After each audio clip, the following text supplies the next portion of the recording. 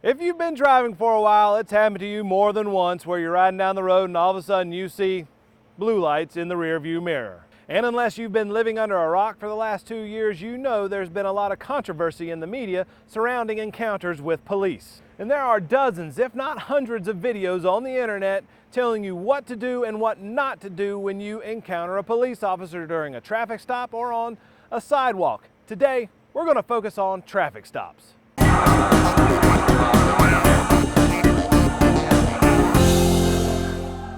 What we're going to do today is try to show you what to do and what not to do during a traffic stop. In this instance, the car in front of us is being stopped for driving 15 miles an hour over the posted speed limit.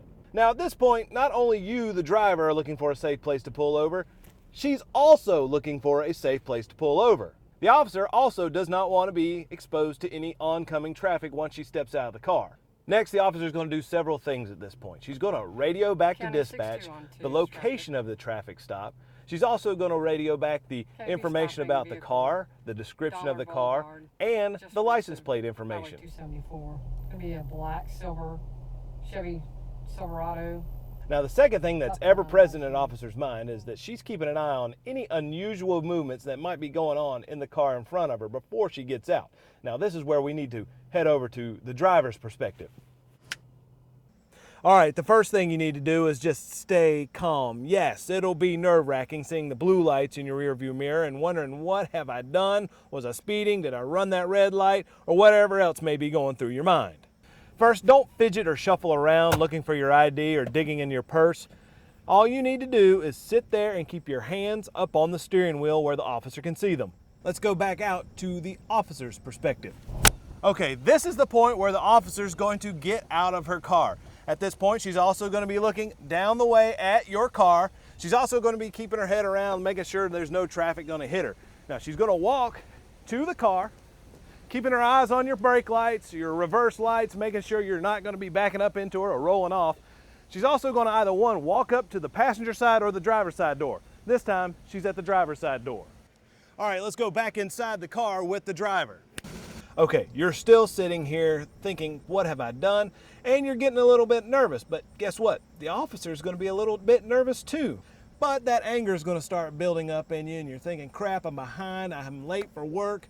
Just sit there, stay calm, and keep your hands up on the steering wheel where the officer can see them. Please, whatever you do, stay inside the car. Do not get out. Okay, let's go back out to the officer for a second. All right. Here's the point where you've probably heard these lines in TV shows or the movies. Sir, I'm Deputy Morehouse with the York County Sheriff's Office. I've stopped you today for your speed. Is there any reason for your speed today? Stop! Let's get back in the car for a second. Now is not the best time to argue your case. Whether you didn't see the sign or your speedometer's broken, this is not the place to argue with the officer. Save that for the courtroom. Back to the officer.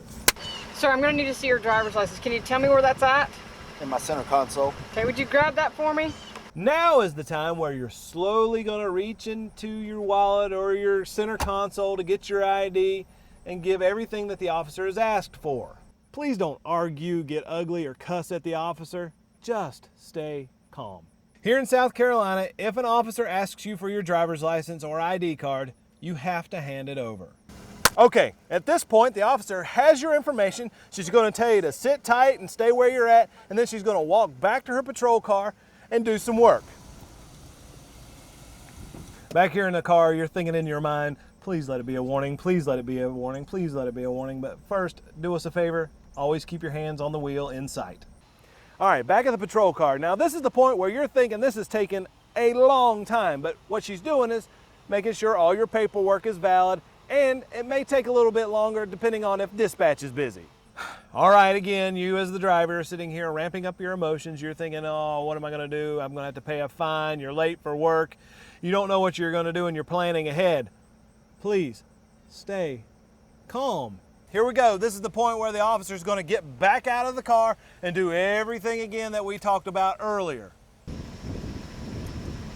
Okay, and here's the point where the officer's going to tell you everything you need to know next. Sir, I've issued you a warning today. This is all your information back. Be careful today, you're free to go. If you feel like your rights have been violated, deal with that in court. If you have an issue with the officer, file a complaint with the sheriff's office or your local police department. The side of the road is not the place to argue. So that's it. Let's review if one day you happen to see blue lights in your rearview mirror. 1, stay calm. 2, pull over in a safe location. 3, do not get out of the car unless the officer directs you to do so. 4, keep your hands in sight, best on the steering wheel so the officer can see them. 5, do not fumble or fidget around in your car before the officer walks up. 6, simply do what the officer says. 7, the side of the road is not the place to argue your case. Save it for court. And 8, again, stay calm. And now, you're in the know.